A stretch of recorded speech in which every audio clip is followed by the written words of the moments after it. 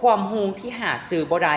ก็คือการที่เฮาบ่เข้าใจเกี่ยวกับพยาธิตนเองหรือเกี่ยวกับร่างกายของเฮานี่แหละมื้อนี้ไผที่ว่าเห็นแล้วอย่าฟ้าวเลื่อนผ่านถ้าท่านเองยังรักสุขภาพของตนเองส่งจะมาเว้าในหัวข้อพยาธิเสื่อมเมื่อฟังเกี่ยวกับพยาธิเสื่อมหลายคนอาจจะงงและยังบ่เข้าใจมารับรู้ไปพร้อมกันกับส่งเลย1เกี่ยวกับพยาธิเสื่อมมันแม่นการเฮ็ดเวียกของเซลล์จุลังเฮามีความผิดปกติแสดงว่าการขับสารพิษสารเคมีในร่างกายของเฮาบ่ได้ดีและสาเหตุที่ให้เซลล์จุลังนั้นเฮ็ดเวียกผิดปกติมี2อย่าง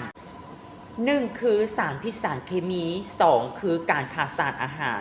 ซึ่งทั้ง2อย่างนี้เฮาไปปิ้นป่วนมาหลายที่หลายบ่อนแต่บ่ดีบ่เซาย้อนบ่มีผู้ใดอธิบายให้เฮาได้เข้าใจและรับรู้ซึ่งเฮาก็เป็นการเดาซึ่งบ่แตกต่างจากกับหนูทดลองเลยฉะนั้นมื้อนี้ถ้าว่าเจ้าเองฟังมาฮอดนี้แล้วคิดว่าคลิปนี้ดีและมีประโยชน์สำหรับตัวของท่านและกับคนที่ท่านรักบ่ว่าเจ้าเองจะอยู่ไสก็แล้วแต่ถ้ายังมีความรักสุขภาพตนเองและรักทุกคนที่เป็นญาติพี่น้องของพวกเฮาสามารถถามรายละเอียดและสามารถให้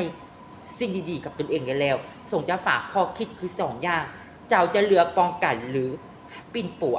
มื้อนี้ถ้าเจ้าเลือกถูกชีวิตเจ้าจะดีขึ้นถ้าเจ้าเลือกผิดก็บ่แตกต่างจากการเดินทางที่ผิดมาฮอดนี้ก็ขอบใจทุกคนที่ฟังแล้วหวังว่าท่านเองจะรักสุขภาพและมีสุขภาพที่แข็งแรงไปพร้อมกันและอยู่ในโลกใบนี้